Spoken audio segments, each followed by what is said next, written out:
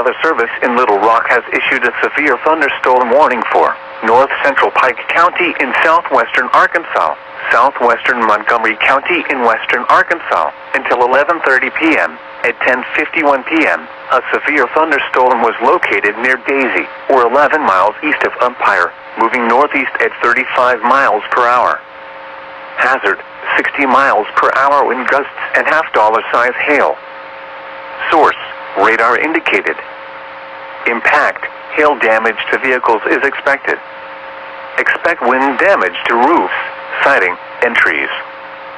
Locations impacted include Glenwood, Norman, Albert Pike Recreation Area, Black Springs, Fanchi Hill, Salem in Pike County, Hopper, Lodi, Caddo Gap,